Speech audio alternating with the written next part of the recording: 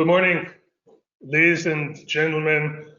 Many familiar names on the registration list, unfortunately without the corresponding good looks. Thank you for joining Austria Connect under these very unusual circumstances, or circumstances that you are now familiar with, you yourself, your computer screen in a broom closet or in a dungeon somewhere in the basement, where positive is the new negative.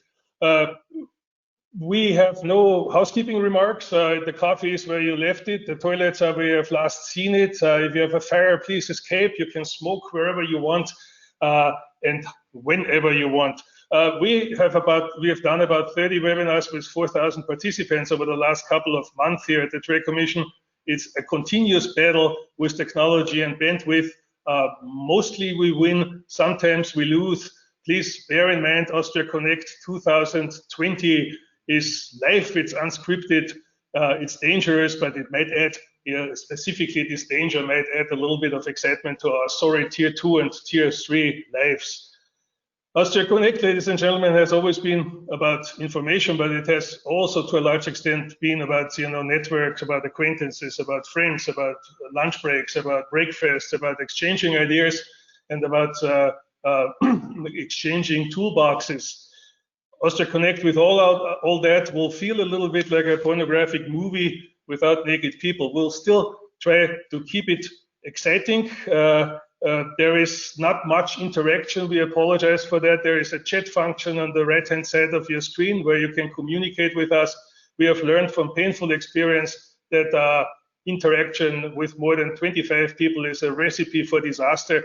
Not long time ago, I was participating in an event organized by my Swiss friends, where Kwasi Kwarteng gave a stellar presentation on energy, and he shared the screen with an elderly gentleman who did a live transmission of his daily chores, doing a cup of coffee, cleaning his pipes, scribbling notes.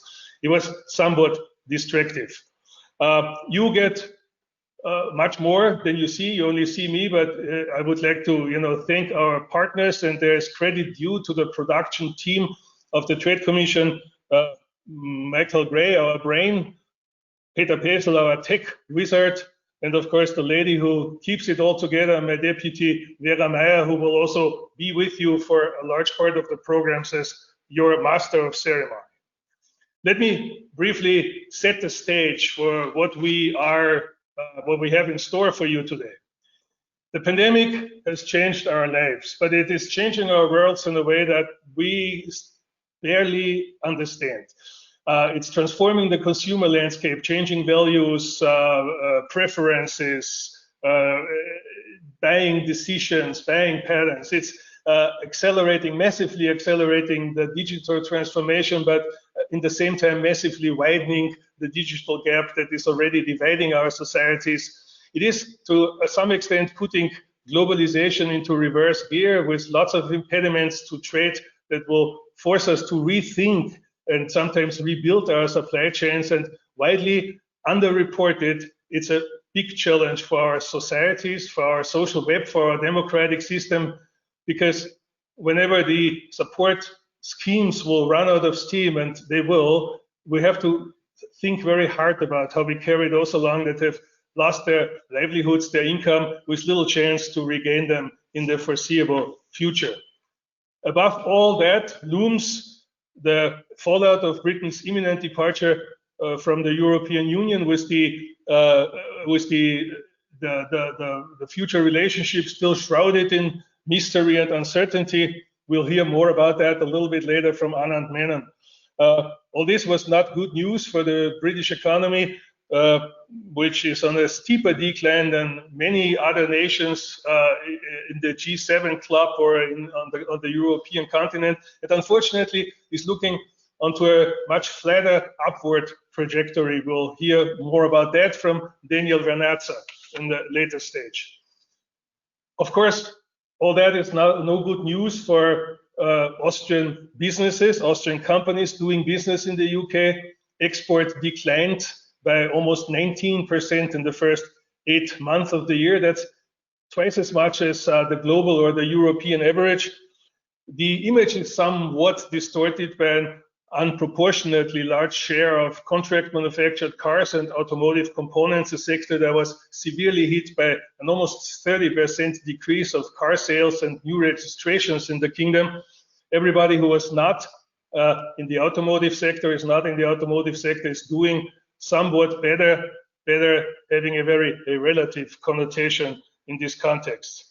To shed some light on the situation of Austrian businesses, we will present a survey that we have conducted, and we will hear from a large number of you.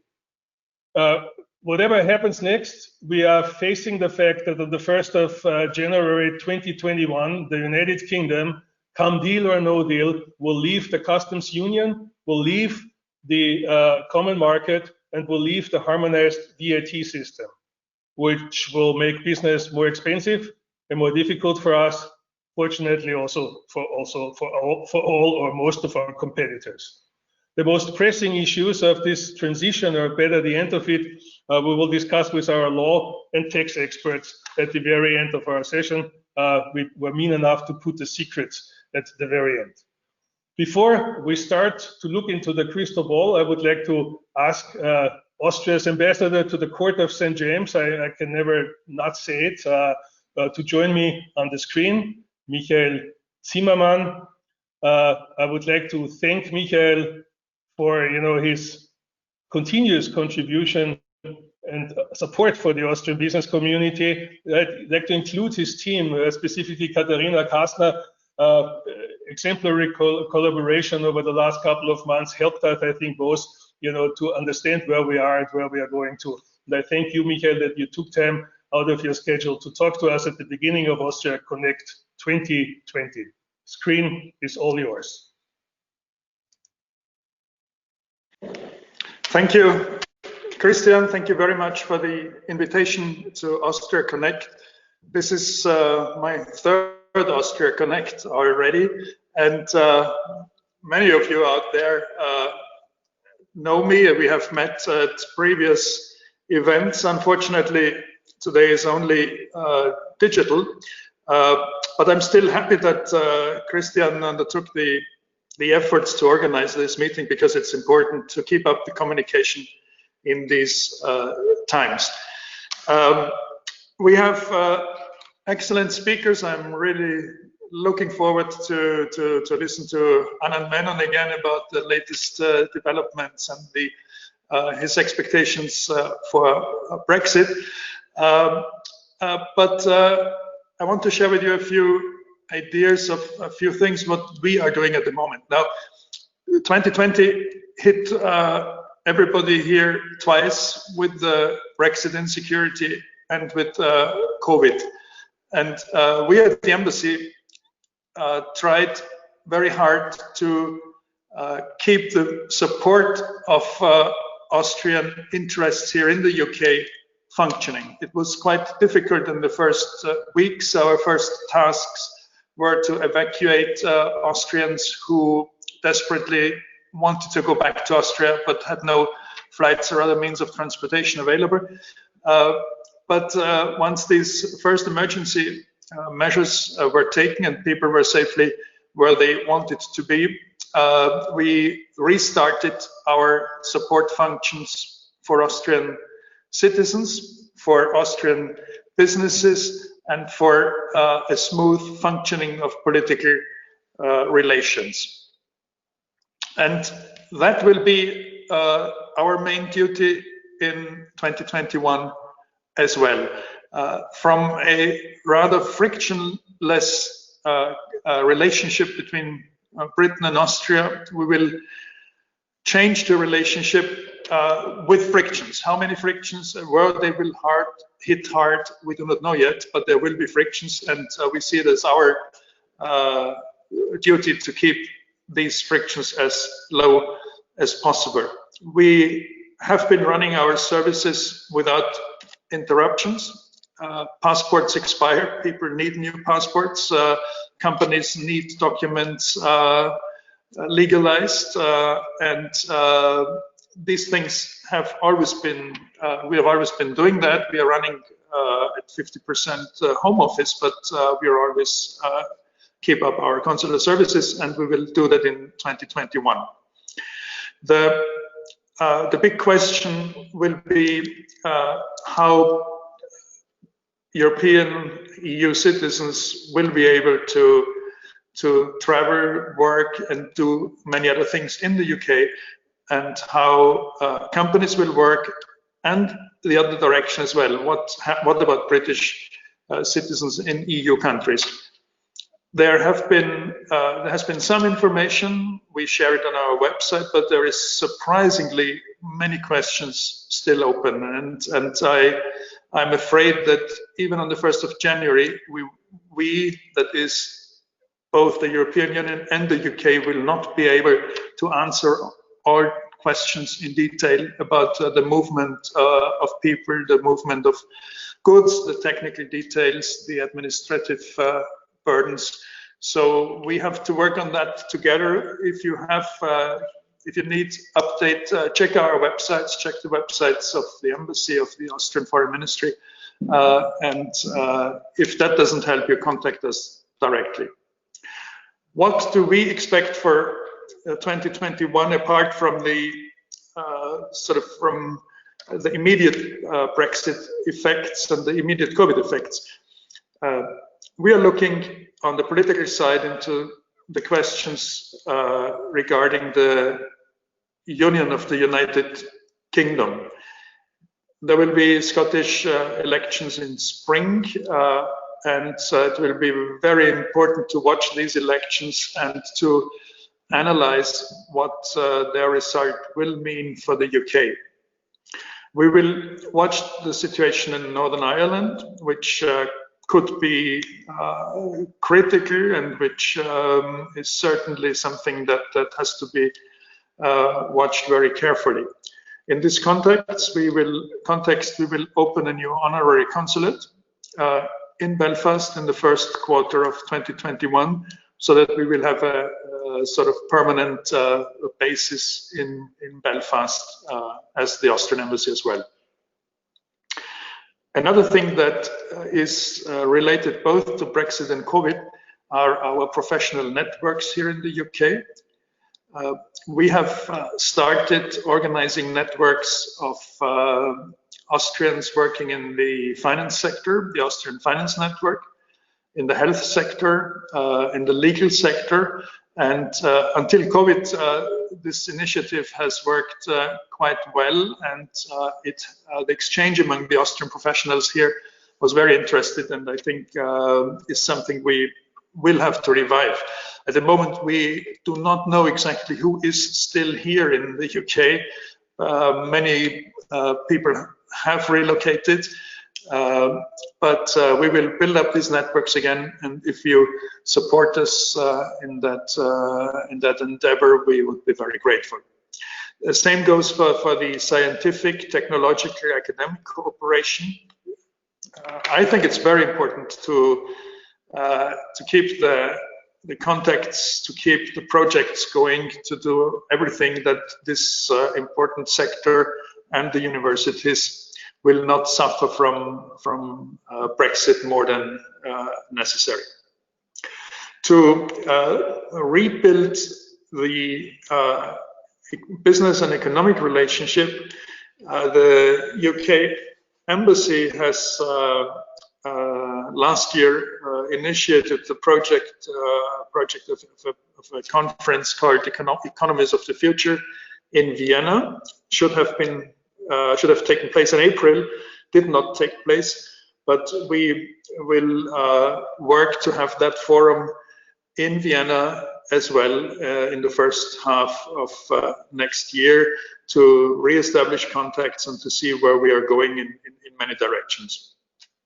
So full agenda here as well, and I unfortunately will not see you tonight for the traditional reception party at the Austrian embassy, but the wine is stored, it's there, and I'm looking very much forward to hosting you in person here in November 21 for the next Austria Connect. wish you all the best, and I'm looking forward to the Austria Connect today. Thank you very much. Thank you, Michael. I'm not sure if you forgive me that I will share a secret that we both have. Sometimes when we have a quiet moment with the ambassador, we compare ourselves to two old deckhands that are, you know, that who didn't deserve to do that the last leg of their journey in troubled waters, but are at least well prepared for it. Thank you, Michael, for your contribution. Let's dive right into the first of our two major subjects, Brexit. The eat your cake and have it deal was obviously not as oven ready as we all, as Mr. Johnson believed. The saga is still with us. 4 years or 4.5 years of Groundhog Day experiences to deal or not to deal. And now at the end, a chicken game in real time because there's no more postponements, no more extensions, no more deferrals. I would like to welcome on this virtual stage my friend Anand Menon. Anand is Professor of European Politics and Foreign Affairs at the King's College. He is a Director of UK in a Changing Europe, the best source of independent research on the subject, and the author and co-author of many articles and podcasts on Brexit, and without any doubt one of our most profound authorities and experts on the subject. Anand, can you hear me? Are you with us? I am here. Good. We don't see you. We don't see your face. Yes. This is better. I have to make a confession. I did call Macron 2 days ago, and I said, man, you need to ask for more fish, because if we get a deal before Friday, Anand Menon is going to talk to BBC, CNN, Bloomberg, and other people, and not to us. We are glad to have you. You agreed to share your latest take on the state of the play with us, and maybe talk a little bit about the hidden possible outcomes and consequences for whatever for whatever we get for the Union and for the United Kingdom. Anand, it's all yours. Thank you so much, Christian. The reason I like coming back is just to hear your ever more flattering introductions. So you haven't disappointed again this year. No one knows what's happening in the room. Everyone knows what the issues still are. They're fish, as Christian says, but they're also the sort of level playing field state aid issues that have bedeviled these negotiations since the start of the year.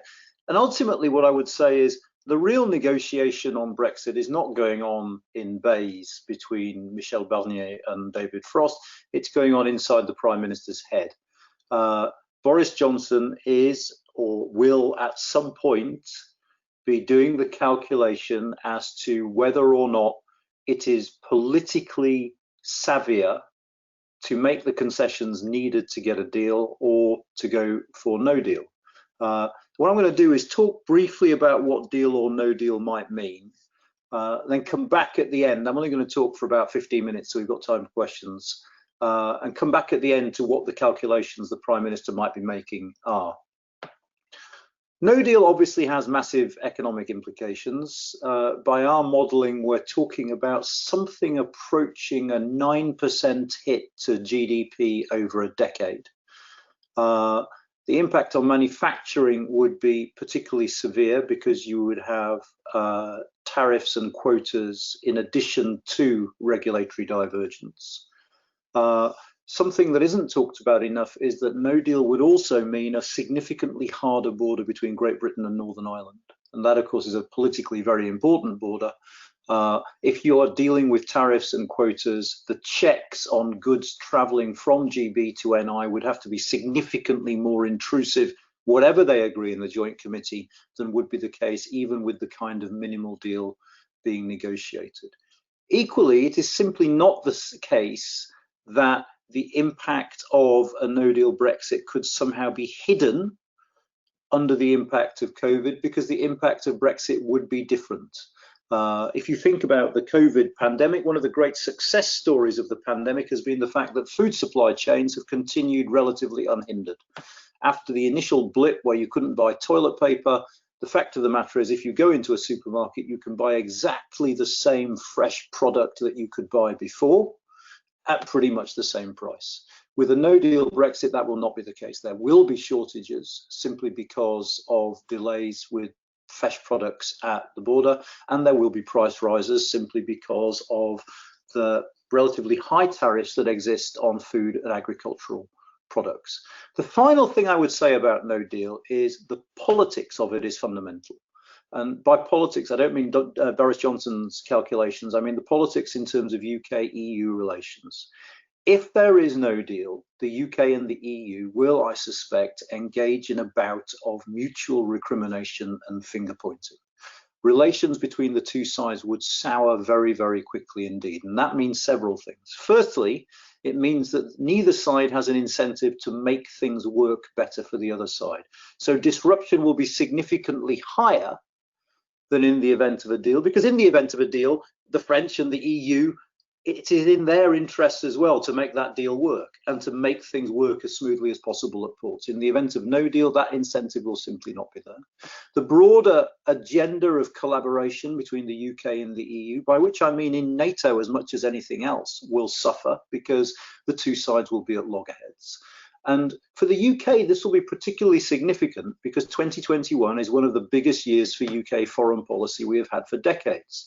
In 2021, the UK will take over the chairmanship of the G7, it'll take over the chairmanship of the UN Security Council, and we are, of course, hosting the COP26 Environmental Summit in Glasgow next year. For all those things to work, for any of them to work, we need to be able to work closely with European states as well as with the United States. And if we have entered a period where both sides are essentially not talking to each other because they're blaming each other for significant short-term economic damage, that collaboration will simply not happen. So what happens in the event of a deal? Well, firstly, it is worth saying that any deal will be a thin deal. There'll be very little on services, very little on financial services, not least because parts of the financial service industry is very reluctant to see itself under EU rules over which the UK government has no say. We're expecting a little bit on policing, but not very much, and the government has decided not to negotiate foreign and security policy at all. So any deal will be thin, is the first thing worth saying. And even in those areas that are covered, goods for instance, there will be significant impact. So manufacturing, depending on how you measure it, 15 to 22% of the UK economy will be lumbered with customs declarations and the like. Ford, just Ford, the one company, Ford, have estimated that they would have to sign 115 customs declarations on components per year. HMRC and the Aerospace have reckoned that the extra costs of customs declarations might come to 1.5 billion annually. HMRC have come up with the figure of £15 billion a year in terms of the extra cost of customs declarations. So even with a deal, there is an economic impact that most economists forecast at being about 6 to 7% of GDP over that same 10-year period. And let me just stress something here. Even with a deal, the impact of Brexit on the British economy will be significantly greater over the medium term than the impact of COVID. That's not to say it will be as politically salient. COVID's impact will be sudden, has been sudden. Next year, we'll see a sudden spike in unemployment that will dominate everything else.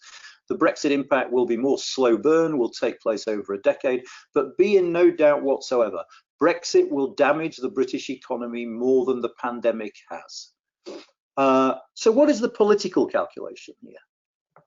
Well, the political calculation for Boris Johnson is this. On the one hand, as I said, he has this ambitious foreign policy agenda. He is redefining himself as a defender of the global international liberal order. For that, he needs to work with the French, with the Germans, even if he's slightly allergic about working with the European Union as an institution. Though when it comes to COP26, you need the buy-in of the EU, otherwise any deal won't be worth the paper it's written on. At the same time, however, he faces a party in Parliament, some of whose members are what you might call Brexit ultras. That is to say, they are people who want no concessions to the EU at all, either on fish, John Redwood has developed a rather peculiar obsession with fish over the last few weeks on Twitter, or on level playing field. There are those in the party who say we refuse point blank to be bound by any rules that the EU wants to impose on us. There's a curious sort of definition of sovereignty doing the rounds at the moment in Brexiter circles that says we want a trade deal that does not constrain British sovereignty at all. On one level, that makes absolutely no sense, because the whole point of a trade negotiation is to decide which bits of your sovereignty you're willing to compromise. A tariff-free deal is a compromise on sovereignty because you are agreeing not to exercise your legal right to impose tariffs. So there's a lot of sort of disingenuous talk around sovereignty, but the fact remains that there are backbenchers in the Conservative Party who believe this stuff and do not want to be bound by EU rules. One of the problems that Boris Johnson faces is the fact that many of those people are the same people who are kicking up a fuss about lockdown. And so one of his calculations is, do I really want to annoy that group of MPs over this as well as over that? And that thinking is reinforced by the fact that even in the event of a deal being signed, and for what it's worth, before anyone asks me, I suspect, if you ask me to guess, and you can text me on Monday and tell me I'm wrong, that they will arrive at a deal late Sunday, early Monday, before the internal market bill goes back to the House of Commons. But even if there's a deal, there will be significant disruption at the ports, okay? And one of the things that Number 10 is thinking about at the moment is, if there's going to be disruption anyway, if we get a deal, we will own that disruption. Because as soon as we get a deal, Boris Johnson will hail it as a triumph. He'll go on television and say, I managed the impossible. That the deal and all that comes from it will be owned by Boris Johnson. But if that deal implies chaos at the ports in January, he might think, well, hang on a sec. Why don't I go for no deal? Because in that event, I can A, keep my backbenchers sweet, and B, I can blame any resulting chaos on the European Union. I genuinely do not think a firm decision has been made in Downing Street yet. I think all these calculations are swirling around. I cannot, you know, my hunch is that they will sign the deal simply because I can't believe that a government would impose the extra inconvenience on the country and on the economy that no deal would mean, though I think no deal is still a perfectly feasible outcome. And if it's okay, Christian, I'll stop there so we've got 15 minutes for questions. That's all right? If there are any questions. If not, I'll go and eat. Okay, that was a little bit too fast for me. Thank you, Anand. As always, sorry. It was almost a comprehensive, presentation. Vera, are there any questions from our audience that I can see here? Yes, indeed there are. Hello. Please go ahead. I stand back with mine. I have some, but sorry, we've received 3 questions so far. The first one being, is there actually still enough time for any deal? Didn't it have to be done by the end of November in order to be implemented in time for January? Yes, there is time for a deal. You might have to sort of waive the rules of democracy. It might be, the European Parliament has penciled in a session for the 28th of December, virtually. If they miss that deadline, the European Parliament might be asked to vote after the deal has come into force provisionally. Now, you, like I, might say, but hang on, that undermines the role of the European Parliament because it's very hard to vote down a deal if it's already in force. It adds to the pressure on the European Parliament to accept it. But in extremis, they can do that. It is too late to do this deal well. And by that, I mean, if you think back to last December when the government rushed the withdrawal agreement through Parliament, one of the things we found is over the last 2 or 3 months, Conservative MPs have said, oh, hang on, I didn't see that bit before, I don't like that, which was one of the justifications for the internal market bill. Parliamentary scrutiny is important, not just for political purposes, but also to make sure that the stuff we are signing into law makes sense. And so I think that the absence of proper parliamentary scrutiny on both sides, because this is going to be rushed, is not a good thing in terms of the agreement we are signing. But in practical terms, yes, the 2 sides can come to an agreement very late. They can do transitional implementation. They can put in place, if they like, an implementation phase to smooth the transition into the new deal. There are ways around it. one deadline, I think, and the reason I said I think there might be a deal on Sunday going into Monday, is on Monday, the internal market bill goes back into Parliament. I think the government will not want to edit that bill to remove the offending clauses about the withdrawal agreement unless there has been a deal. And if it arrives back in Parliament with those clauses, I think there will be a pushback on the EU side. Vera? Do you want me to go on with the other questions that we go on with the audience questions? They We still have, Anand has given us another 14 minutes, so we are good. They are pouring in, actually. One that came up twice already. Is it Boris presiding over the breakup of the UK? Well, there's no doubt that Brexit has changed the calculation. There's no doubt that we now have, for the first time, a stable majority in the polling for independence in Scotland. But there are two things I would say about Scotland. One, the polls can change. I mean, you would think at some point, having been in power by themselves for so long, the SNP would start being judged on their record by the Scottish voters, and that I suspect would lead to them losing votes. However, you've got to assume that the SNP will win a majority in May next year. Two things worth saying. Firstly, there is no way that the government will allow them to have a referendum. Boris Johnson has said so in terms, and that means that actually, constitutionally, to have a referendum, Westminster has to legislate for that referendum. That will go to the Supreme Court. I'm pretty certain the Supreme Court will rule that you need Westminster to agree to the referendum. So you'll end up with a standoff. When it comes to the referendum itself, it is far from certain that this majority in favour of independence you see in polling will be translated into a vote for independence. And I think one big reason for that is actually the European Union. The Scots have said they want an independent Scotland to be a member of the European Union. The questions around that are A, would Euro membership be compulsory? The answer is almost certainly yes. And B, in the event that Scotland joins the European Union, what the hell happens to the border between Scotland and England? We will have exactly the same debate as we've had over Northern Ireland and the border between North and South of Ireland. In fact, one of the funniest things about British politics at the moment is to listen to SNP representatives who argued against Brexit and said there's going to have to be a hard border in Ireland with Brexit, now saying, well, obviously the EU will cut us a special deal, so we won't need a hard border between England and Scotland. The EU will not cut us a special deal. The only reason the EU has been flexible about Northern Ireland is because the EU is a signatory to the Good Friday Agreement and because the vital interests of one of its member states, the Republic, have been at stake. Neither of those conditions will hold true for Scotland, so we will have to have a very difficult discussion about that Scotland-England border. And I'm not saying that the SNP won't win a referendum. All I'm saying is when these practical issues are discussed, it is far from a foregone conclusion that they will win a referendum in Scotland. Vera, one more. I'll just keep on going. You made a very strong point, Anand, that Brexit will cause more economic damage than COVID. Can you expand a little bit on that? Yes, because most economists, I'm not writing text to friends. I'm actually looking for an article that I'm going to post in the chat, which will explain this in more detail. Most economists expect that the losses from COVID will be made up.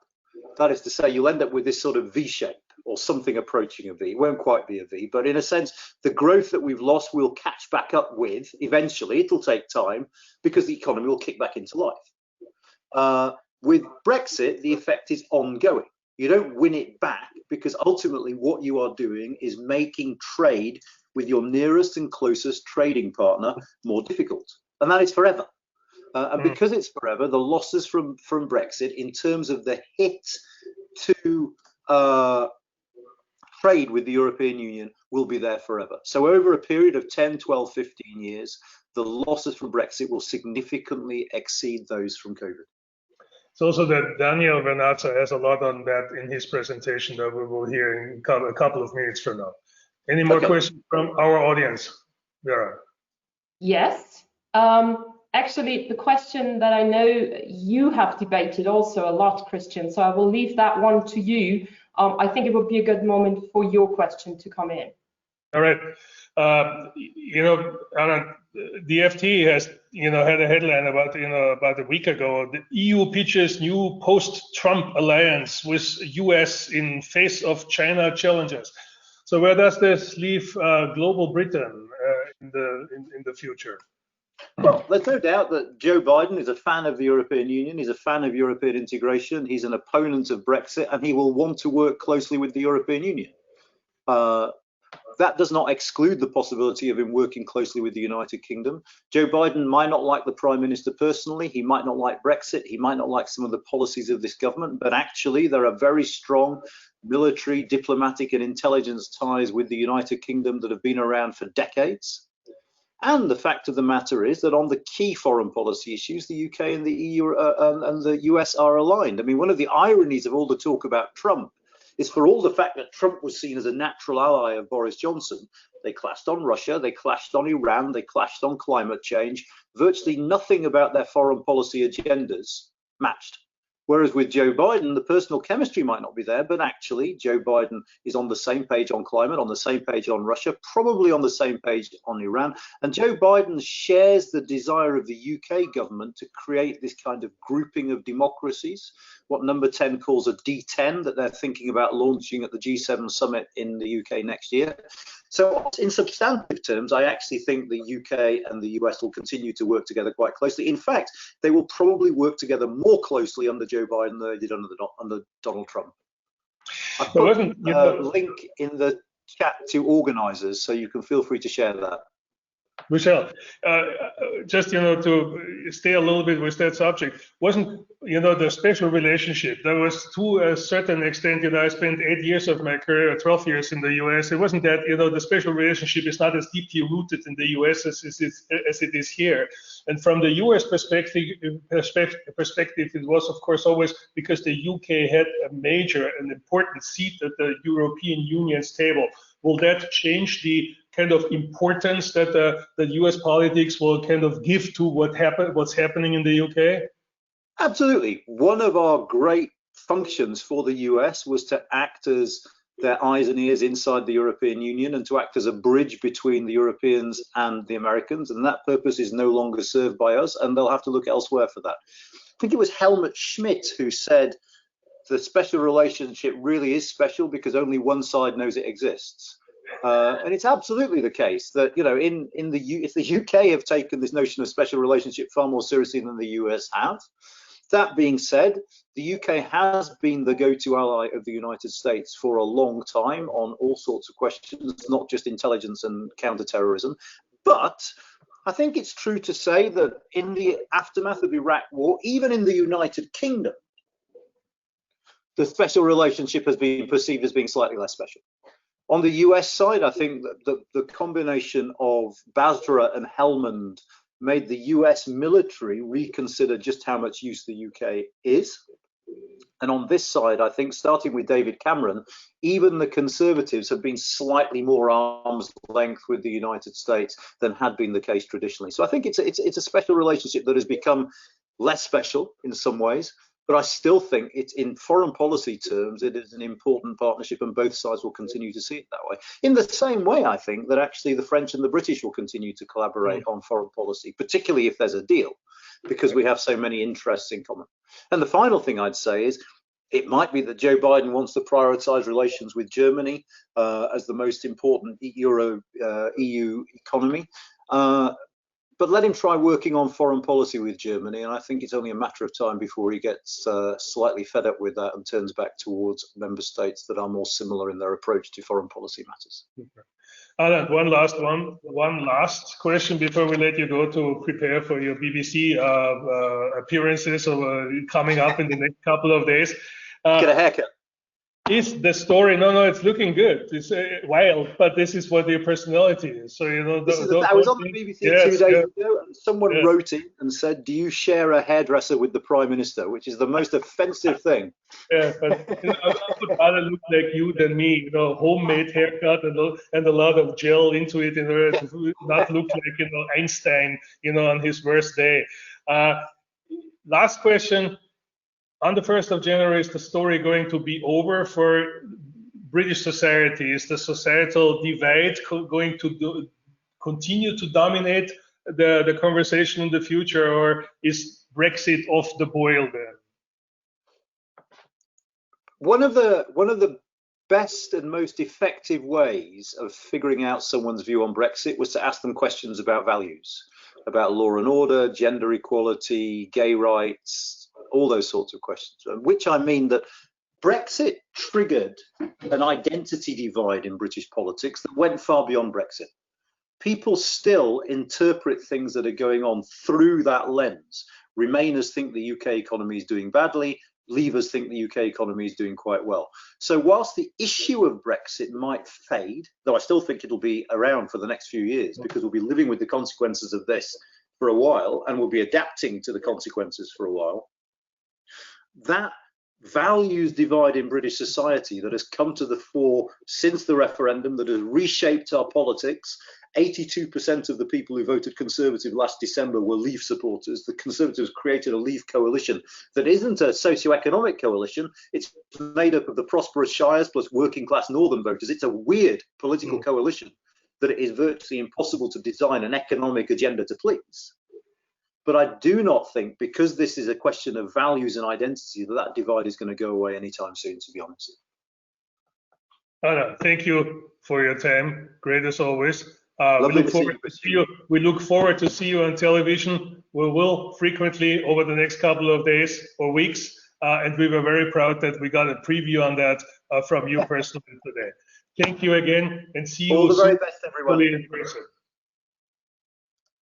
Next topic, ladies and gentlemen, the economy. I don't know if there's ever a good year for an economist, but 2020 definitely was not a good year for an economist. Uncertainty remained the dominant factor. Everything seems to be fragile, and economic prospects have been fundamentally transformed or altered by the forces set in motion by the pandemic. The UK has borrowed an eye-watering amount of money, but according to a recent FT report, despite the highest spending anywhere in the world, Britain languishes near the bottom of a G7 tables for not only the death toll, but also economic performance. I'm very happy to welcome to our virtual stage Daniel Vernazza. Dr. Daniel Vernazza got his PhD from the London School of Economics. He's the chief international economist of UniCredit group based in London.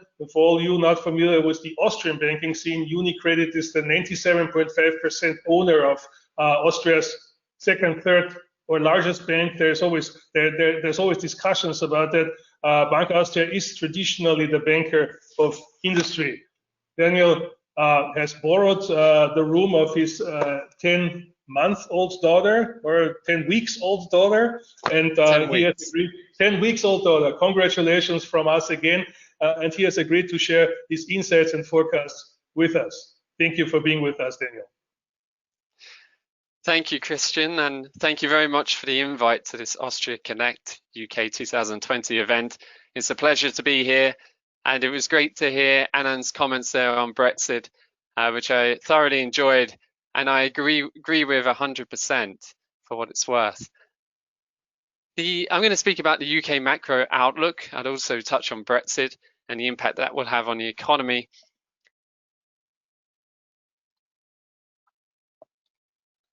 Just going to go back here to a summary of the main points I want to make.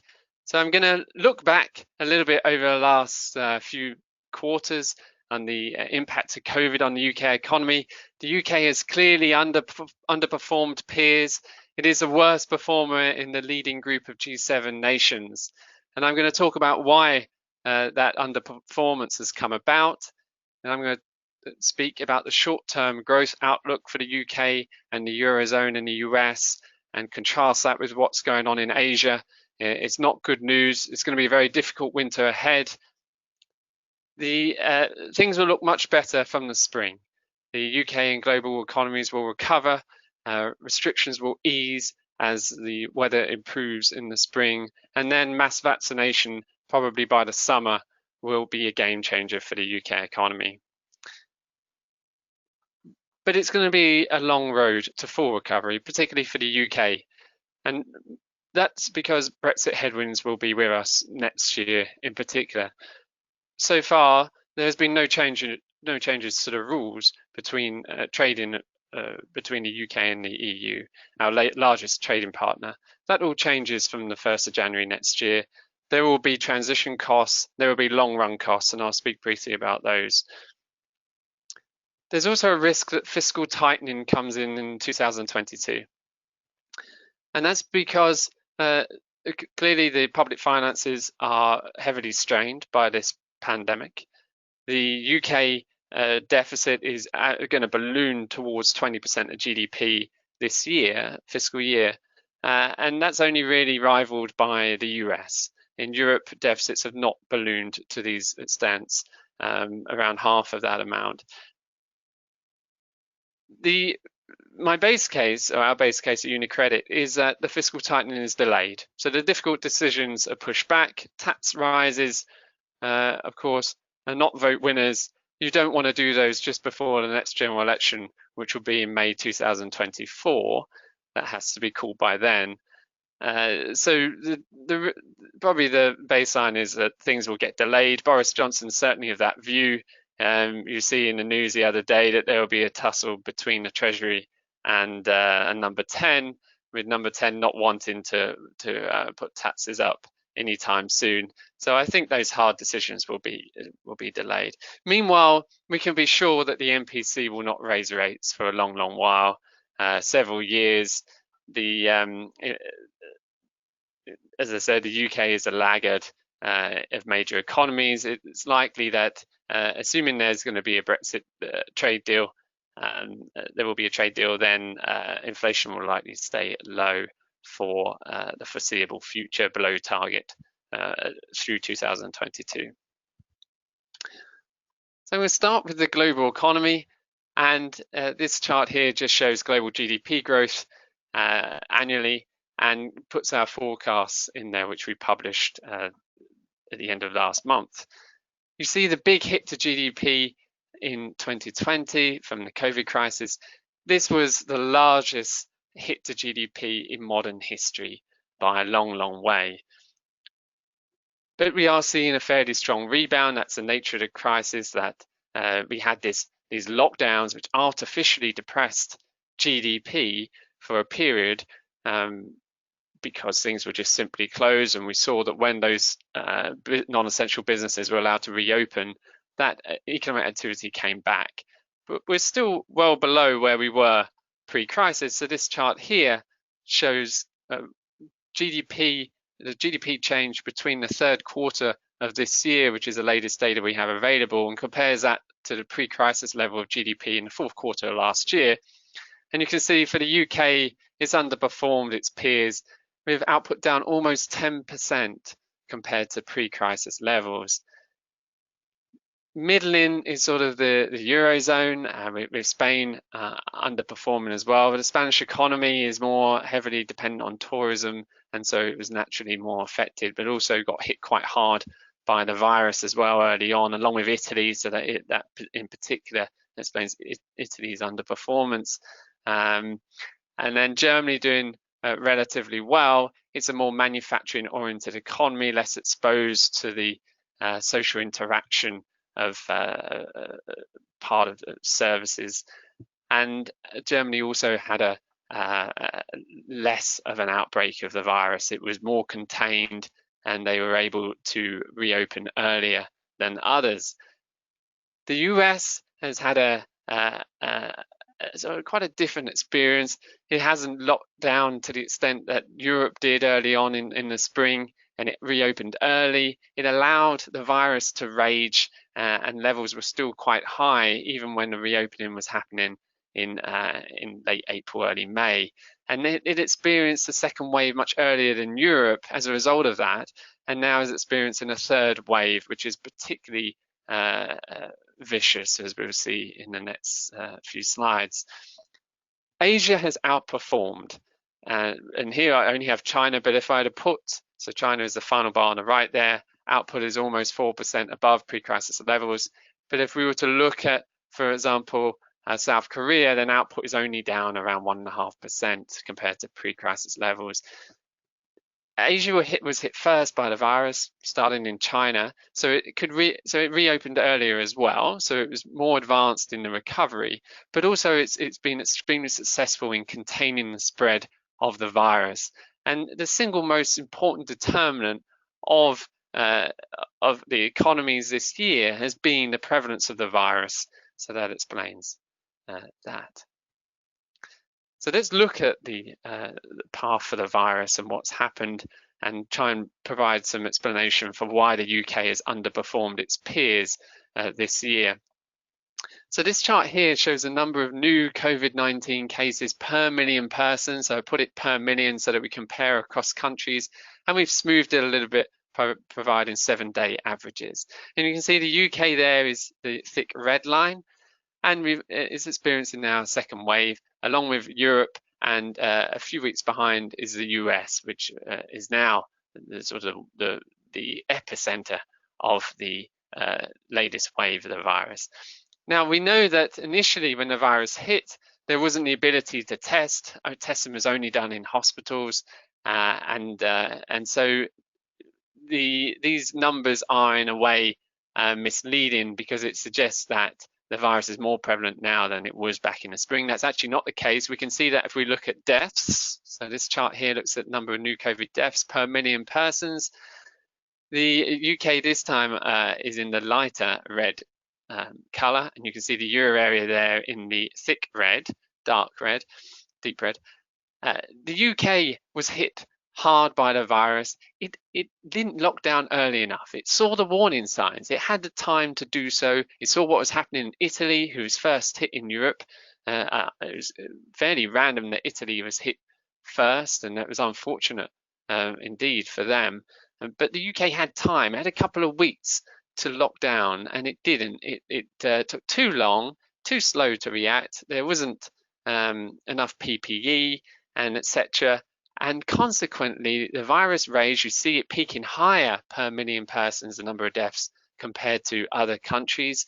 And it took longer to come down as well. So the lockdown lasted for much longer, while much of the Euro area was reopening in early May.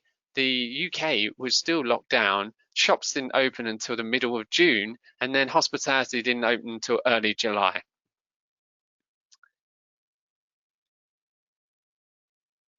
And this chart is almost a repetition of the cases chart. So this is new COVID cases, but zooms in on just the UK. And the only reason I want to put this chart on here is because I've added hospitalizations. So whilst positive cases, a number of positive cases, are affected by the amount that you actually test. Of course, the more testing you do, the more likely you are to find positive cases for any given positivity rate in the population. Hospitalizations have been less affected by that. It's better measured, so are deaths, of course, but hospitalizations tend to be a little bit more timely than deaths, leading deaths by about a week. So this chart here shows that hospitalizations have peaked at a not as high a level as they were in spring. So the second wave of the virus is not as bad as the first wave, and consequently, the lockdown that we saw in England, the month-long lockdown, which started on the 5th of November through to the 2nd of December, was not as stringent and not as long as what occurred back in the spring.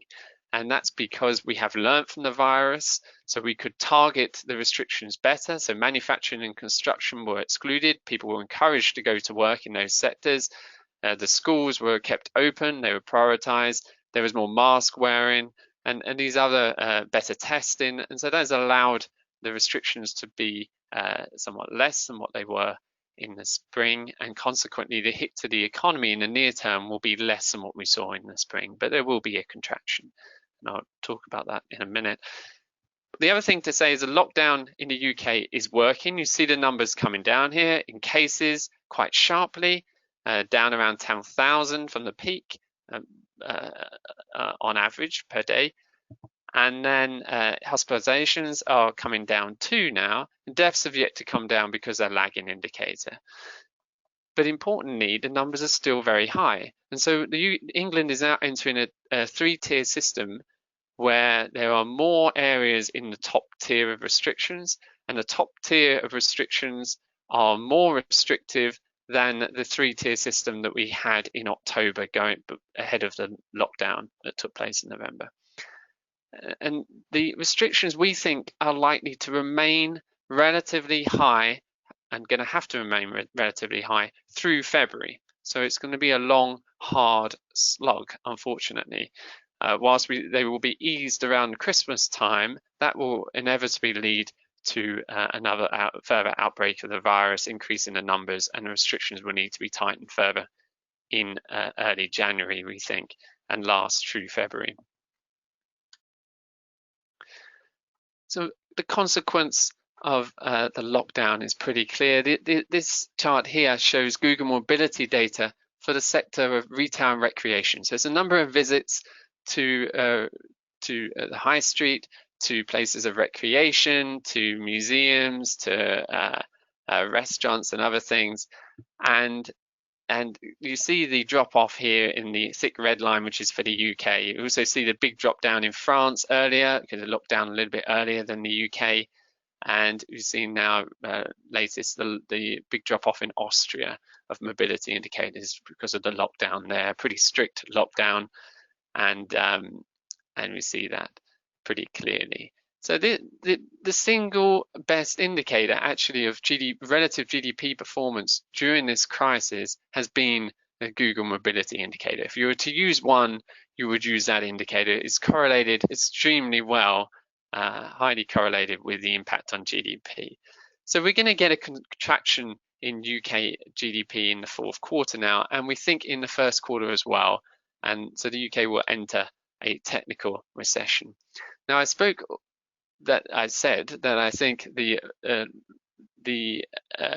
reluctance to lock down early on in the UK was the single biggest factor that affected, that caused the UK underperformance. There is another factor secondary to that, which is that the UK economy is a bit more exposed to the types of activity which are most affected by the pandemic. So what we call social consumption. So within that, it's restaurants, bars, it's recreational services, it's personal care, for example, hairdressing, haircuts and the like. They clearly have been hit hardest by this. In fact, they were forced to lock down for a period, but also voluntary social distancing to avoid these activities, even when they're allowed to open. Also, transport has been affected a lot, particularly public transport. And you can see here that the UK is second to Spain in this select group of countries I have here in terms of the size of those groups that I talked about, the most exposed in total consumption. So here I've plotted our forecast for UK GDP growth. Focus here on the grey bars. That is the quarter-on-quarter GDP growth. And you can see the big drop in the second quarter there, down 20%, a huge drop. And then the big recovery of 15% in the third quarter. And that was just driven by reopening of shops and the like. Then we have the fourth quarter lockdown again in November and tighter restrictions. So that will weigh on growth. We think output will fall around 2% this quarter and then fall again around 1% in the first quarter of next year because restrictions remain tight through February, but also we have the impact of Brexit disruption around the end of a transition period, which will weigh on growth, particularly exports in that first quarter. Then we have the recovery in the third quarter because things start to open up again, and then the vaccines come to the rescue and growth continues. This here just shows our GDP growth forecast for the UK relative to other majors, and you see the big hit to UK GDP growth there in 2020, minus 11% we forecast. That's similar to what the OBR forecast. They have a minus 11.3% forecast for this year.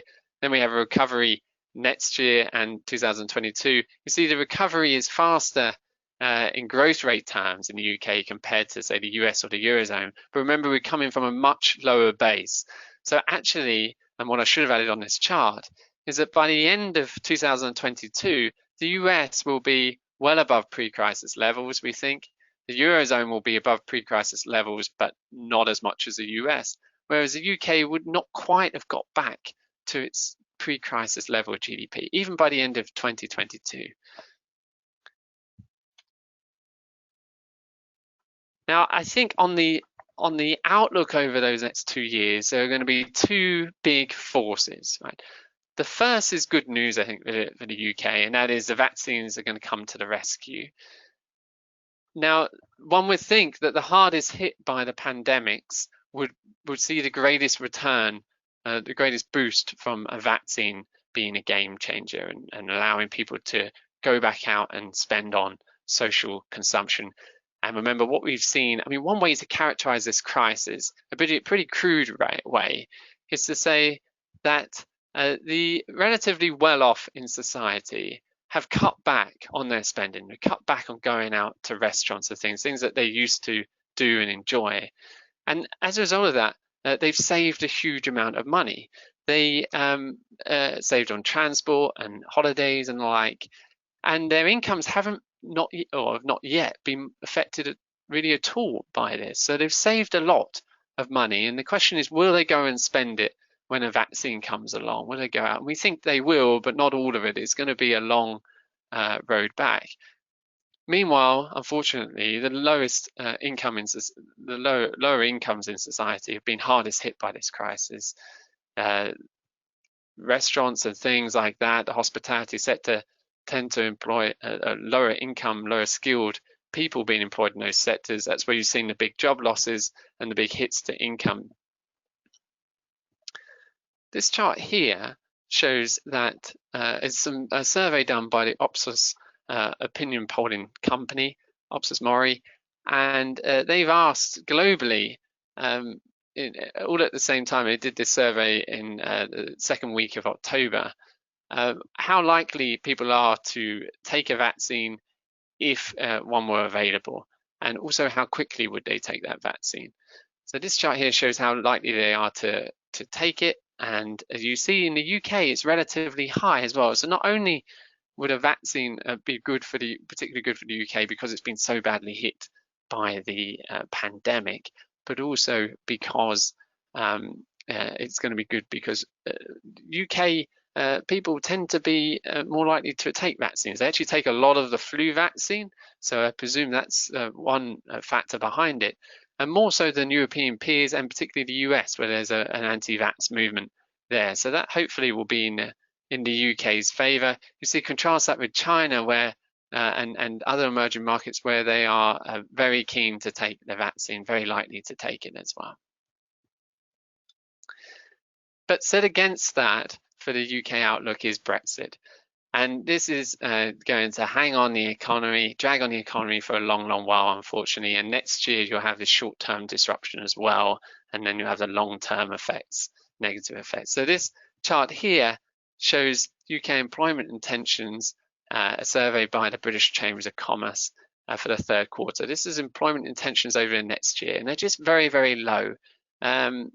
And we don't see as much weakness in other countries around the world. The UK has been badly affected by Brexit since the vote in the middle of 2016, particularly in investment intentions. The uncertainty that the Brexit vote had, in this rolling uncertainty with these constant cliff edges, have really weighed on long-term decision making. Firms have put off making those big decisions. And the crisis has exacerbated that as well. So we're not optimistic on the UK productive potential of the economy going forward. And not only have employment intentions remain weak, but as I mentioned, investment intentions are even weaker than that. So even when the economy reopened again in the third quarter, investment intentions remain very weak. It was, of course, partly due to the ongoing uncertainty regarding the pandemic and how long it might last and would further lockdowns come. But more than that, I think it's about Brexit as well. So I want to move on to the topic of Brexit now. So I'll start off with tariffs, because the negotiations that are currently taking place on a trade deal, and we do think that there will be a trade deal agreed hopefully this weekend, and I agree with Anand's comments on that, that there is crunch talks this weekend ahead of the two bills that come in next week in the House of Commons, the Internal Markets Bill and the Financial Services Bill, which would both seek to break international law as they're currently written, which will thoroughly frustrate the EU and cause very bad taste in trade talks. So we're hopeful that there will be a deal, but that deal will only be a very limited one, a zero tariffs, zero quotas deal. So remove quantitative restrictions, or I should say prevent quantitative restrictions to trade between the UK and the EU from coming in. You only have quantitative restrictions on goods trade. So this is all about goods trade. There's hardly anything going to be on services. For example, financial services will barely be touched. There'll be a chapter on it, but it will spend the whole chapter likely explaining why there's all these opt-outs due to financial stability reasons and things. And it will be entirely done outside of trade talks on equivalence decisions, which will be unilateral decisions on those areas. So it's all about goods trade. You can see here, this chart shows the average applied EU tariff. And so any third country that the EU doesn't have a trade agreement with will be subject to these tariffs at the border for goods coming into the EU bloc. So UK exports will be subject to these tariffs. And you see they vary hugely. For dairy products, for agriculture in general, very, very high. You know, it can be around up to 30%. This is on average for that group of products. Within them, you can get even very, very high tariffs, even of 100% is possible. Then there are a lot of categories which don't have any tariffs at all. For cars, though, it is pretty significant, 10% on final cars produced. So the deal would avoid those tariffs coming in. Staying with the issue of tariffs, the EU has signed various trade deals, free trade deals with many other countries, around 60 other countries. The UK has been trying to replicate those deals, to roll them over. It so far has been fairly successful. Most recently, it did the Japan deal, which is a fairly big one, accounting for around 2% UK trade, and just the other week, the Canada deal, which hasn't been formally signed yet, but it's been agreed in principle, which also accounts for almost 2% of UK trade. So in total, they've managed to roll over 12.4%. That's this light red bar here of their trade covered by EU trade agreements. They haven't managed to do the remaining 4.5% of their trade, which was covered previously by EU trade agreements and currently is, but won't be once the transition period ends at the end of this year, when the UK leaves the single market and the customs union. So including that 4.5% is Turkey, for example, which accounts for a fair share of that, and they haven't been able to agree a deal.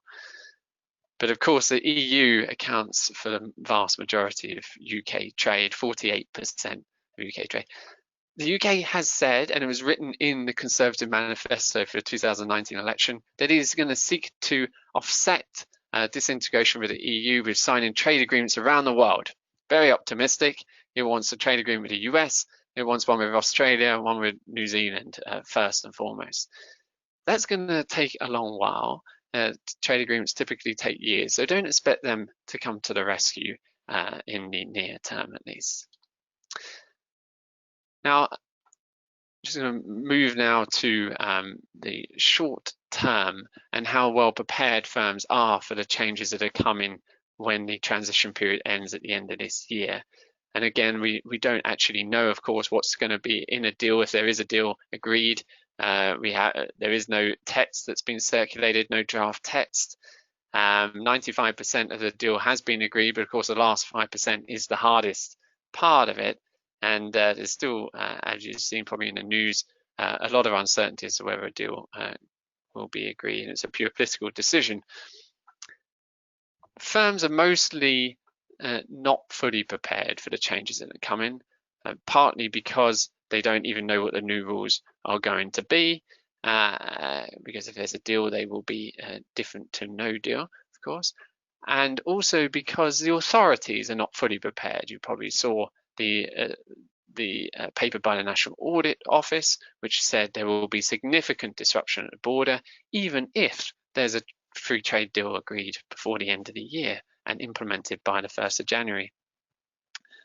So part of that problem is that the EU, for its part, has said that it will implement its full Union Customs Code at the border from day one. And so it will check everything. So whilst a free trade deal will avoid tariffs, you're still going to have customs declarations, things called rules of origin, which check the amount of local content in that good. Because even if you have a free trade deal avoiding tariffs, if the local content is not enough of that good, then the export is still subject to tariffs, to the EU external tariff. Then you have regulatory checks to check that it's got the right certifications in place and the right approvals. And the economic evidence on this is that non-tariff barriers such as customs checks and particularly regulatory checks and regulatory barriers are much more important as a detriment to trade than tariff barriers, which have come down over many years. So firms are not prepared because they don't know what the new rules are going to be. They might not have the certifications in place, and for this reason, and the authorities are not prepared as well fully. So there will be disruption in the first quarter of the year. That's inevitable, and that will hit UK exports. And the UK exports, if they don't have the right certifications, right now the EU is saying they will turn them away at the border, and there will be log jams there. For its part, the UK is saying for 6 months that it will accept any good approved in the EU market to be sold in the UK, and they're just not going to do any checks at the border, and firms can submit their customs declarations forms 6 months later. So they would like the EU to reciprocate on that, but right now they haven't said they would. I just want to look at some sectoral level data as I come to the end of my presentation on how prepared firms are.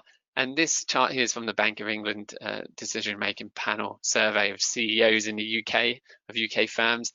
Finance and insurance are the most prepared. You're probably not hugely surprised by that. UK banks have been opening up subsidiaries in the EU.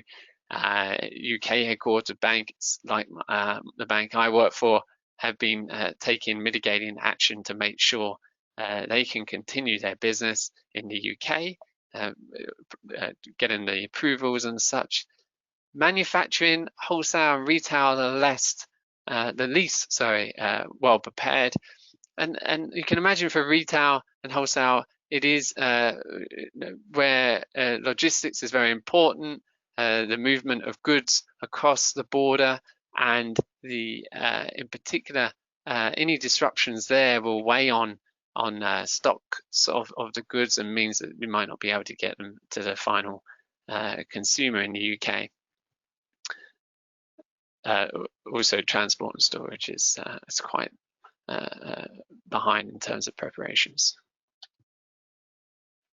What about longer run costs of Brexit? So I spoke about the short-term disruption of certifications not being in place. That will be short-term. Eventually, firms will make sure they have the right approvals to sell their good in the EU, and EU firms to sell their good in the UK or service.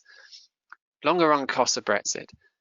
These costs are from reduced trade. When you increase the barriers to trade, which are inevitably going to go up, particularly regulatory barriers to trade, even if the rules in the UK are the same as in the EU, then the EU will not recognise those in the UK.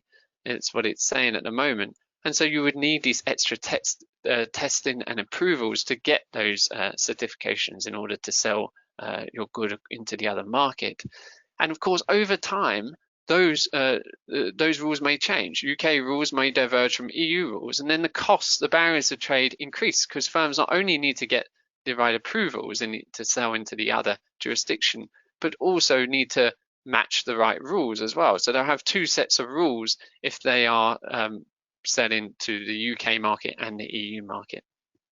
This is some work done by the UK government, but it is in line with our own estimates as well. I put the UK government's estimates because I like the irony that the UK government is currently pursuing a hard exit, albeit with a pretty limited trade deal, and yet they know the costs to the economy, at least according to the Treasury, are going to be fairly large.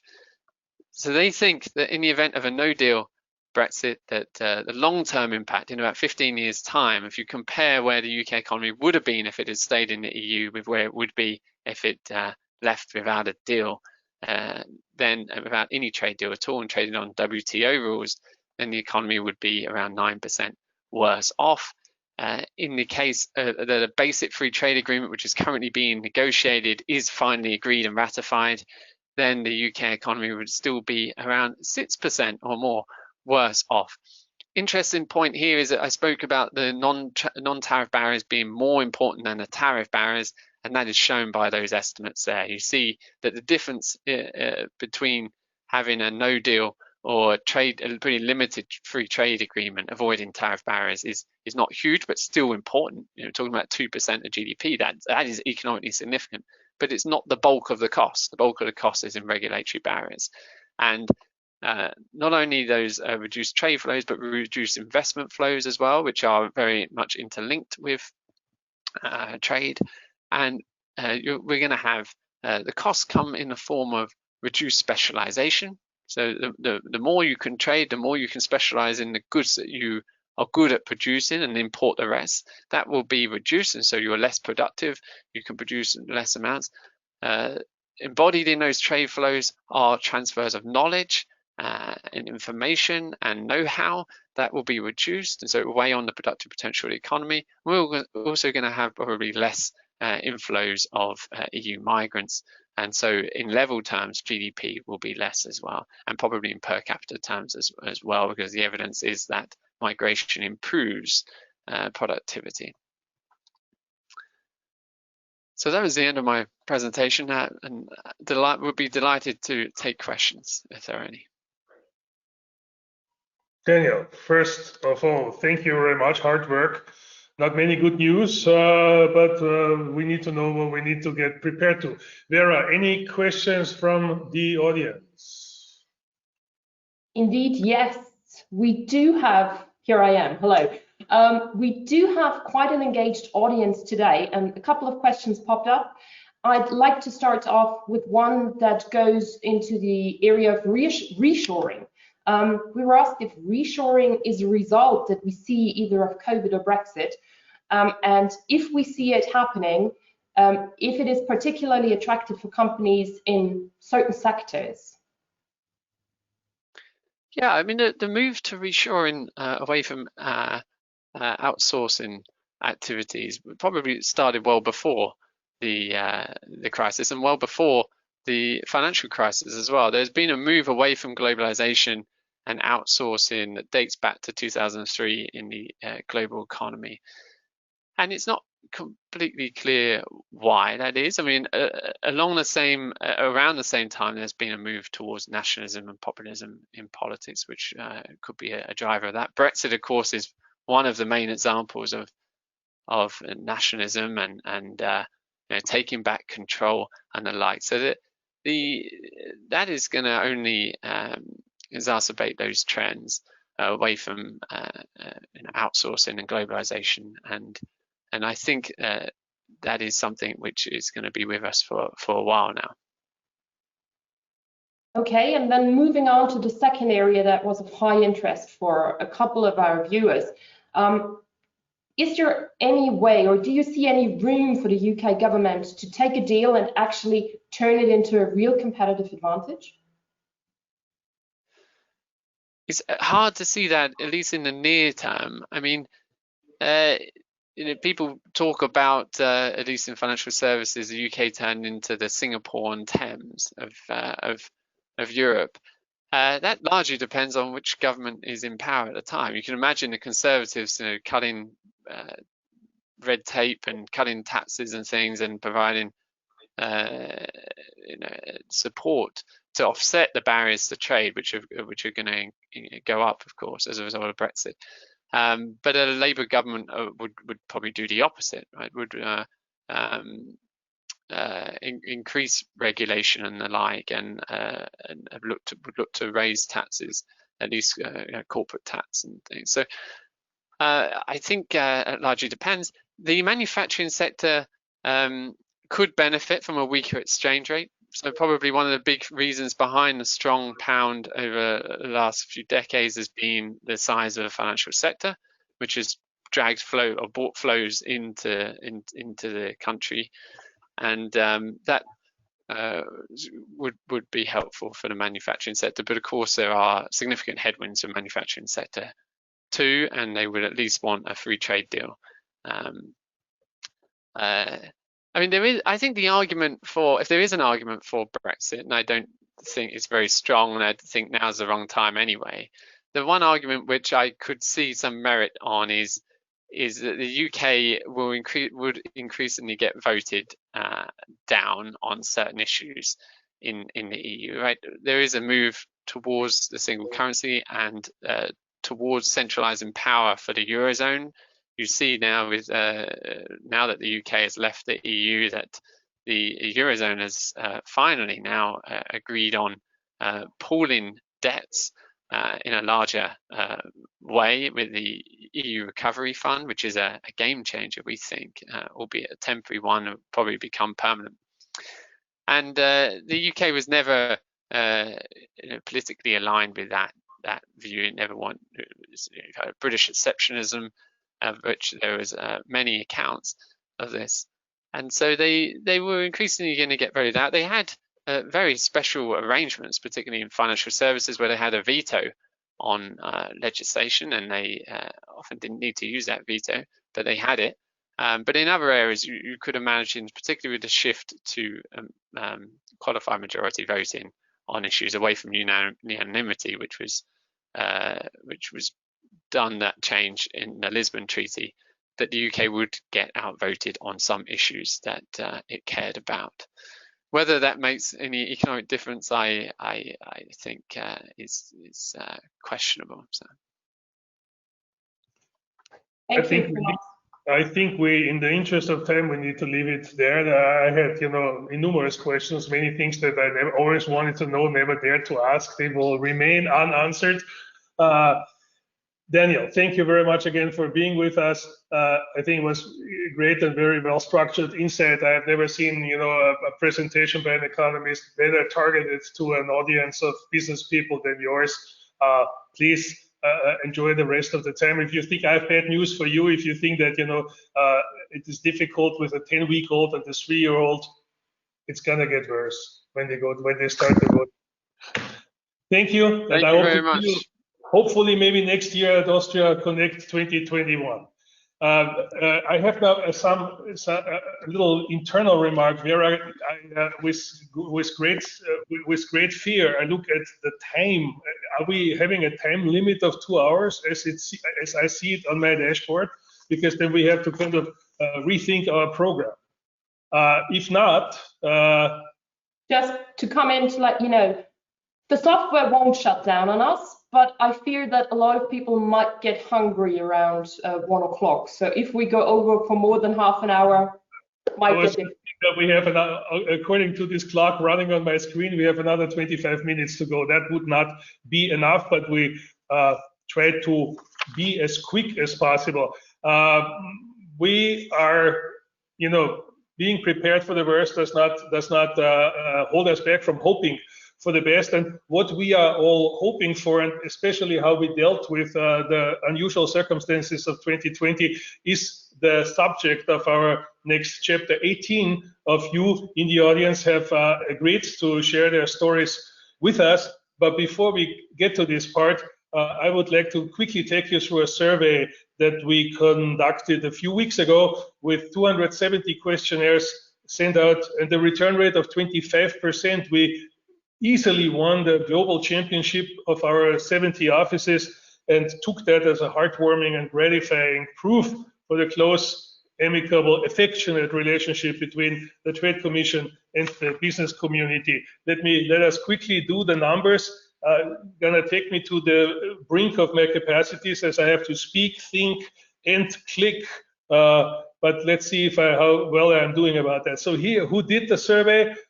About 80 companies, a quarter manufacturers, a quarter service providers, half of them sales branches, most of them large, because 43% was a turnover of more than 20 million pounds.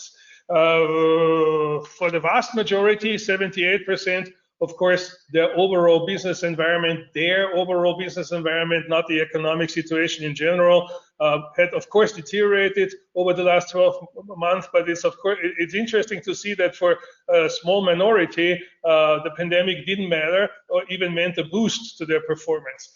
The outlook for the next year is still cautious, but much more positive, with those that think it's going to stay the same or get better already in the majority here on the positive spectrum of looking into the future. Key performance metrics: investment, employment capacity, new orders, turnover. Many losers, but if you add up the gray and the red bars, a surprising large number of companies that held their ground or improved their performance over the last 12 months. And again, of course, a much more positive outlook to the next 12 months, with those expecting further deterioration. That's the black bar here. The black bar people think it's going to get worse, but they're down to a quarter. Regulatory issues, a few surprising answers here. Everybody loves economic, predictable economic policies, political stability, and legal certainty. With tax and tariffs, substantially gained grounds as a reason of concern for the future. The same is true for key market issues. The front runners are unchanged: infrastructure, skilled labor, quality standards. Again here, moving up from here to here is in importance, obviously, in anticipation of the new point-based immigration system, is access to labor. The next slide shows, it's just another way to look at things asked and answered before. The question was, what effect did COVID have on your business? What were the effects of government restrictions, supply chain problems, order cancellation, less customer demand, customer payment issues, planned investment, redundancy, reduced turnover? It confirms again that the impact of the pandemic for a sizable majority of Austrian companies, that's all that in dark colors here, he said they were little or not at all impacted, was at least bearable or manageable. And the good news at the very end, 97% of Austrian subsidiaries in the United Kingdom are confident that they are strong and resilient enough to withstand the storms of the future. But of course, pies, bars, graphs compared to real stories like soft TV dinner, microwaved TV dinners to juicy steaks. I shall now ask Vera to join me on the screen. Thank you. As you can imagine, over the past couple of months, we've had quite a few Brexit-related questions. We've therefore decided to put together something of a best of FAQs, if you would like. And we invited 3 of our trusted advisors to join us, and we will touch upon 3 areas that frequently turn up in questions or that we believe would be beneficial to be brought to your attention even more. First up, I'd like to invite to join me on screen Kelly Whiter. Kelly is a lawyer with Fladgate LLP in London. Hello, Kelly. Hi, Vera. Hi, good to see you. She's a partner in the immigration team, and she advises on immigration and citizenship, amongst others. And as the end of the transition period brings radical changes in the immigration law, quite a few of our Austrian subsidiaries and many of the parent companies have actually reached out to us with questions. Top of the mind are 2 questions. I'll pass them on to you, and I'm really looking forward to your short answers. First of all, there are Austrians and other EU nationals working in a good part of the Austrian subsidiaries. Some are employed locally, others seconded. What will change for them come January 1st? So if the individuals are already in the UK, the only thing they actually need to do is make sure they make an application under the EU settlement scheme if they're intending to continue being in the UK after the 1st of January 2021. And if they've already been in the UK for, let's say, 5 years, they should be granted settled status. But if they haven't, they'll be granted pre-settled status. If they have a UK national insurance number, simply putting that number into the application form gives the Home Office sufficient information from their HMRC records to be able to establish their presence in the UK and grant accordingly. If someone doesn't have a national insurance number, then there are other ways they can prove their residence, such as uploading documents like utility bills, bank statements, etc., that just show their physical presence here. So effectively, if you're already here, all you need to do is just protect yourself going forward. But the absolute maximum deadline is the 30th of June 2021 in which to make that application. But we are recommending, if people can apply now, do so. It's best to do it sooner rather than later. What about those that are not yet here, that might be seconded to the UK after the 1st of January?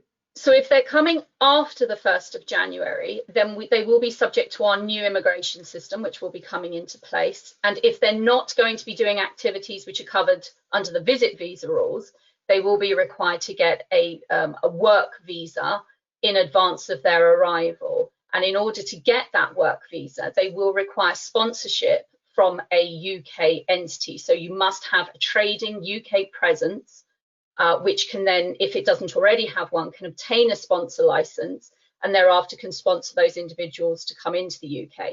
It will depend on the skills level, though. There are a number of considerations, because you have to think about who are these individuals that are coming in? Are they skilled to the appropriate level? Is their salary at the appropriate level? And all those considerations will need to be thought about, going forward for employers from the 1st of January 2021. So to recap, the companies would need a sponsor license. How is that obtained? What's the process? How long does it take? So sponsor licenses, it's an online application process. You need to produce a number of documents to the Home Office to show that you're an established UK trading company. They're not particularly difficult, challenging documents to produce. It is things like a VAT registration, PAYE, an accounts office reference, a lease, your accounts, documents like that. And you fill out a form online. You have to appoint certain roles to individuals within your business who are going to be responsible for the license. But providing you are able to meet all of those requirements, when your application is submitted to the Home Office, it takes on average 4 to 6 weeks for a decision to be made. It can be sped up. There is a priority service now available, which for an additional fee can be dealt with in 10 working days. And if the license is granted, it's valid for 4 years. So it will need renewing after that if you want to continue to sponsor people thereafter. Occasionally, the Home Office chooses to do a pre-licensing visit before they issue a license, but not always. All right. Then I'd like to move on to the second question that we get, and I think there's one area in particular that we should be talking about. Many of the subsidiaries have colleagues coming in from Austria or other European countries. They come for business trips, for internal meetings or trainings, which is rather easy to deal with. Nothing much changes there, but also for installation and assembly works. And here I think we have some important changes that are coming up. So there is specific provisions within the visitor rules that deal with the issue of employees of manufacturers supplying goods in the UK or installing or repairing equipment. They can come to the UK still under the visitor rules and technically are permitted to remain for up to 6 months, no more than that though. But at the moment, it's important to read the specific lines in the rules with regards to that. And it's very much employees of manufacturers who are coming to the UK to install, repair, service, etc. If you're not an employee of the manufacturer, it becomes more grey. as to whether you will be permitted to come under the visitor rules, or whether it would constitute work for which you have to get a work visa. It's something that we are having to liaise with the Home Office on, so I don't have a definitive answer on that, but definitely companies will have to work out if they fit into the letter of that rule, or if they don't do anything until they've consulted and got an answer. Definitely something to take care of before you have colleagues coming in. In terms of timing, I would like to leave it at that with you, Kelly. Thank you very much for your insight into the topic, and I'd like to welcome Eddie, your colleague. Eddie Powell is also with Fladgate. He is in a different area. He's in an area that is not as highly visible as customs and VAT when we talk about Brexit, but definitely should be taken into consideration. Hi, Eddie. You are on data protection with Fladgate. Why, or could you briefly give us a summary, why companies should actually add this data protection to the list of Brexit preparation? I think the quick answer is that many of your members will be moving personal data from Austria to the UK. And the situation will change on Brexit Day, because suddenly two things will happen. The UK will no longer be, if you like, a member of the EU, so it won't be an approved country and part of the GDPR system. And the second thing that will happen is that if your members have an office or a branch or a representative in the UK, at that point they will become the data controller for information that they hold on UK individuals. So they need to get thinking about how they're going to handle this. When you talk about personal data, are we talking about employee data sets, or is there anything else concerned? It covers any information that you hold about individual people. And that can include your staff, it can include your customers. So even if you're selling B2B and you've got a database of contacts at your customers, that's going to be personal data. Same for your suppliers. And obviously, if your business is actually running a database for people, then that's going to be caught as well. So it can be any information about an individual. As long as you can identify the individual from the information you hold, that's going to come within the scope of the data protection rules. So as far as I understand, what we are lacking at the moment is an agreement between the UK and the European Union about how data is treated. Is there anything like this on the horizon? Vera, it's absolutely on the horizon. There are discussions ongoing, and the idea is that there won't be any interruption to the flow of data between the UK and the rest and the remaining countries of Europe, including Austria. We think an adequacy decision is going to happen. When it happens is a different question. If I had to guess, I'd say it's going to take another 6 months to a year.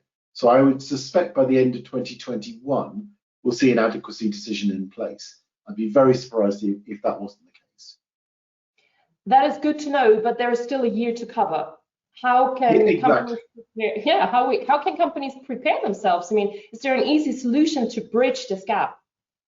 Yeah, there is an easy solution. There are a set of standard contractual clauses which can be downloaded from the European Commission's website.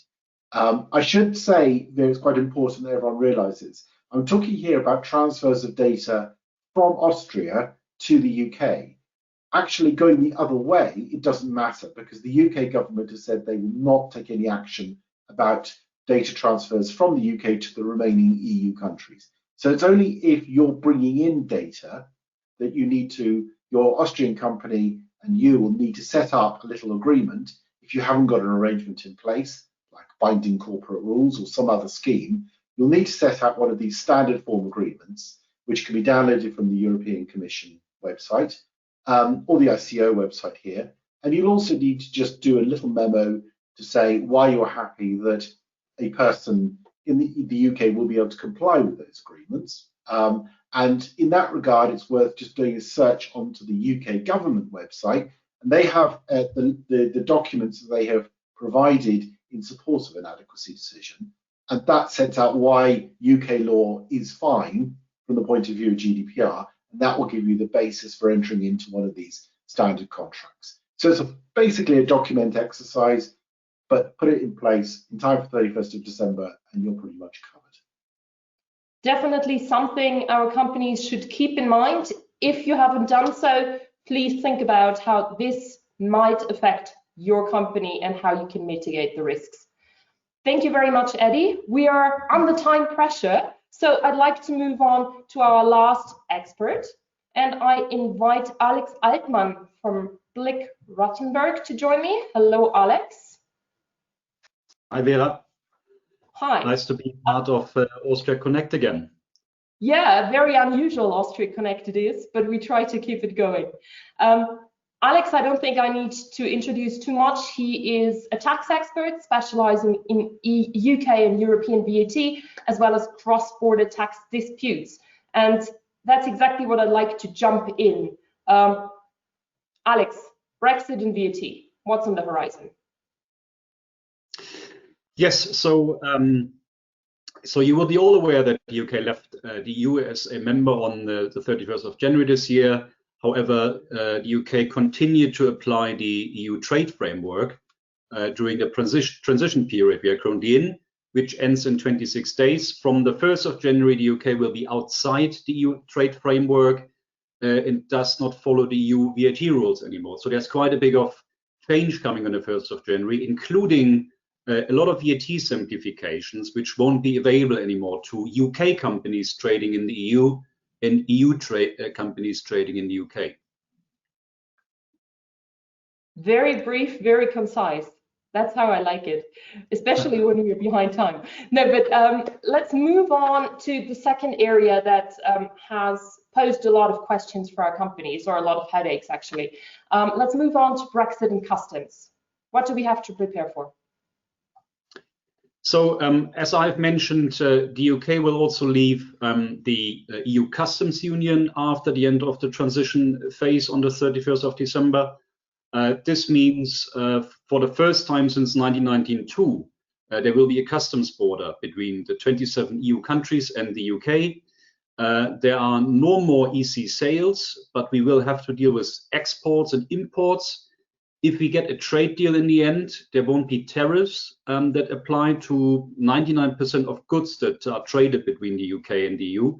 However, there will still be a customs border and customs procedures that have to be followed, which are time-consuming and for some businesses actually a barrier to trade in the other market. So what are the basics? International customs rules say that only a business that is established in the other customs territory can file customs declarations. This is because local customs authorities want to go and knock on someone's door in the UK and collect outstanding duties or carry out a customs audit, etc. The problem is that the vast majority of EU traders don't have a presence in the UK and won't be able to process customs declarations from next year. So they need either their customer to do that, or they need to appoint a customs agent who can then act on, we call it indirect terms, in order to process customs declarations for the importer. We know that we are going to have 500 to 600% more customs declarations to process and file from next year. And the current estimates are that we need an additional 15 to 20,000 customs agents to help European companies to process customs declarations. So it's a very big problem. And the action points are for European companies or UK companies, vice versa, get a new EORI in the customs territory where you want to continue to trade in, for either the UK or the European Union, get a VAT number, speak to your customer if they can manage the customs procedures for the import, speak to your freight carrier or your customs agent if they can manage that import for you from next year. Perfect. We had a question from our audience coming in on customs and VAT. How would dropshipping, like triangular activities, work after the 1st of January? Can you give us just a brief answer on that? Very good question, which is a bit more related to VAT than customs, but it's also important for customs. So I quickly jump back to my very brief VAT presentation, there's another very important change of how the e-commerce industry will operate from next year. Distance sellers are being dealt with quite different from next year, including dropshippers. E-commerce is obviously booming, and VAT simplification for distance sellers has always been a quite important measure, especially for smaller traders that sell into new markets.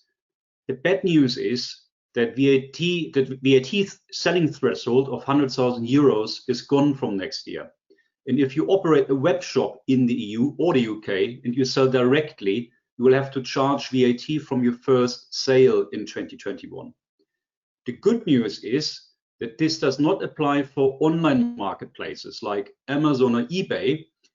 If you sell your products on an online marketplace, it is the online marketplace that will be the deemed supplier of these transactions. So you make the goods available on a zero-rated supply transaction, and they sell it then in their own name with VAT to a customer. So that is actually a simplification that goes forward, but only if you sell via an online marketplace, not if you drop ship from your own web shop.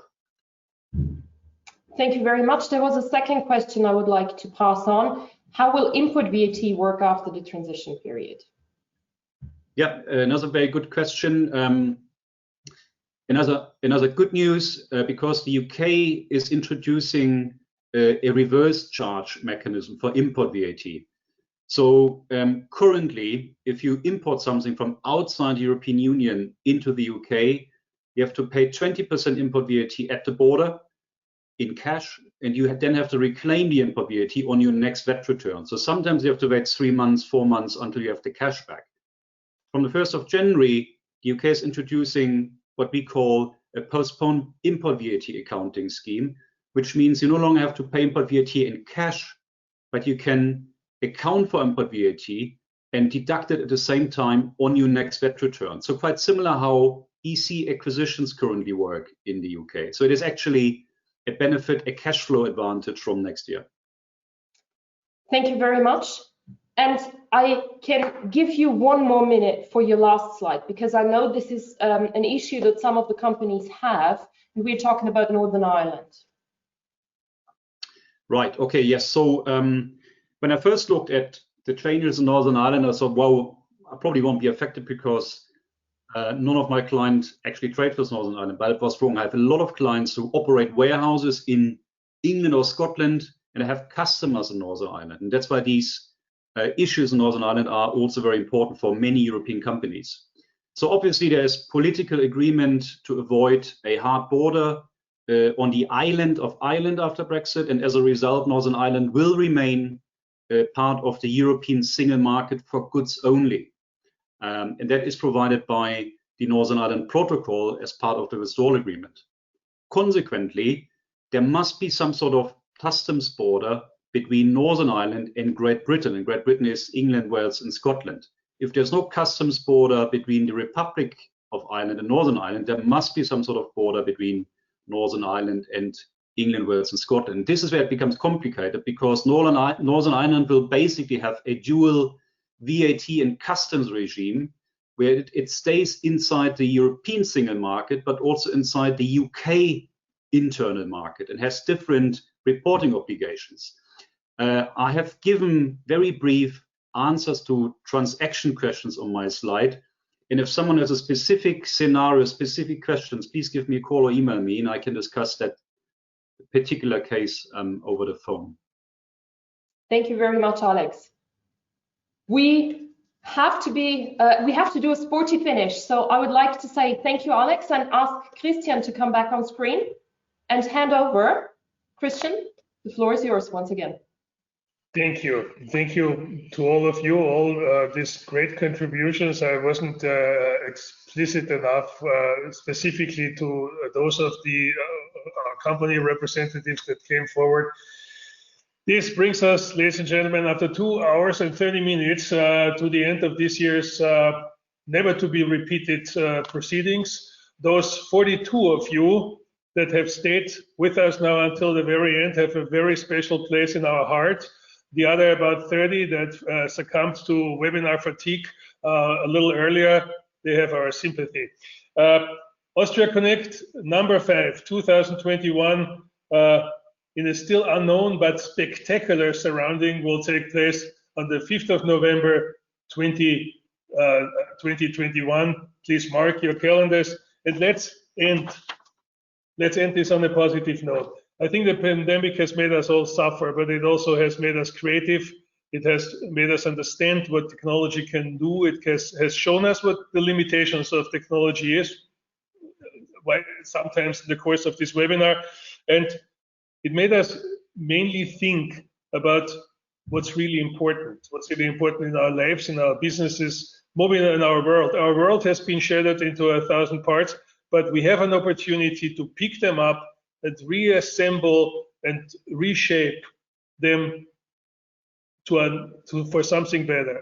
Better lives, better families, better relationships, better businesses, and a better world. And I hope we can make better the major topic of our reunion on the 5th of November 2021.